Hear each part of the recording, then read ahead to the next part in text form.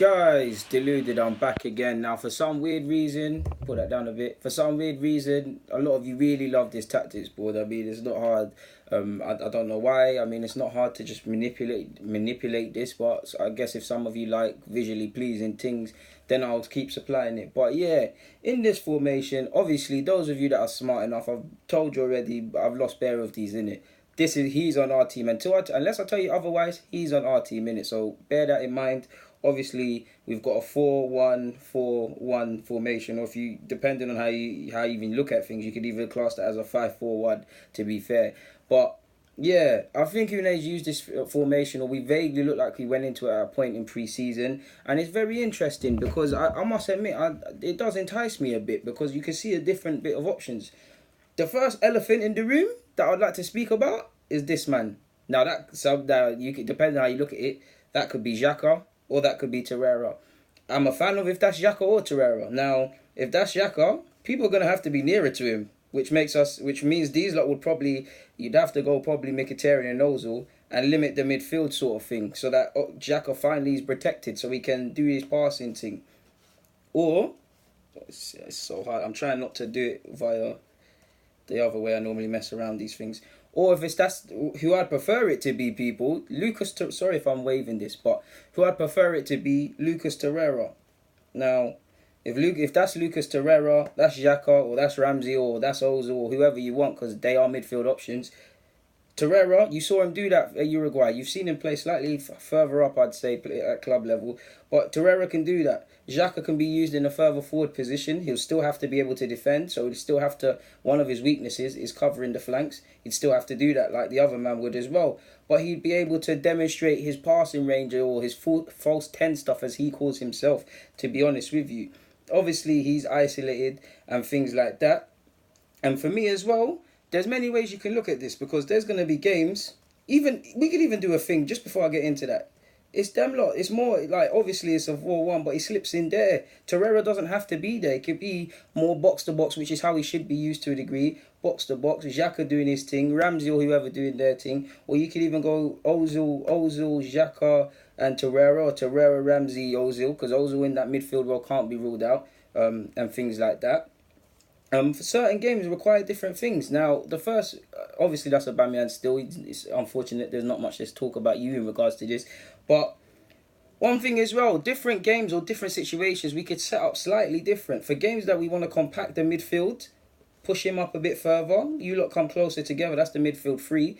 Mkhitaryan and Ozil, for example, they're coming in very narrow to allow us to possibly outnumber an opposition's midfield, or to be able to deal with the numbers. I'm looking at City via that, to be honest, because of how they like to congest the midfield. But by the same time, City are dangerous on the flanks, so another problem would be created, to which you need your fullbacks probably to push on a bit. Probably your fullbacks not only would have to create the width and allow these midfielders to pick them out and take opposition defenders back with them quickly. I'll show you that. Obviously, if these are opposition defenders and you as a fullback go, if this is a winger or so, he has to follow you. He has to follow you. So space is now made for other people or whatever, innit? If he's not following you, he hasn't done his job, and his team's going to shout at him, innit? So yeah, there's different ways we can go about it. We can congest the midfield. We can do several things, man. In my humble opinion, to be fair with you, even forgetting where these things are meant to go now. So yeah, man, what happened here? Yeah. But for me, it's the midfield three. I'm like, the midfield three, just focus on the midfield three. This is where it gets interesting, because games where we need Ramsey can run on behind and just pretend Aubameyang's an opposition defender for a sec, people. He has to be followed. There's now space for Xhaka and Torreira, and if they can pick out runs or pick out passes, or Aubameyang now, people, pick him out, running into here, we can take advantage of the space that's made, innit? So yeah, there are many different variations. Sorry, people. There's many different variations of that. I just need to scratch my head there, man. What's the other one I've got here? Another way we could go about this as well could also be, yeah, it starts off as a 4-1-4-1, but if you were to play Lacazette and Aubameyang, for example, Lacazette, or probably be this side, to be fair, Lacazette can narrow and become a support striker / second striker, to which our midfield can then cover that space. Either get tight together or one of you go. and things like that. If this is now Mkhitaryan or Ozil people that start down the flanks, congest the midfield. Again, if you've done that, people are wondering where the width is going to be, and we have a problem with width generally speaking as a side.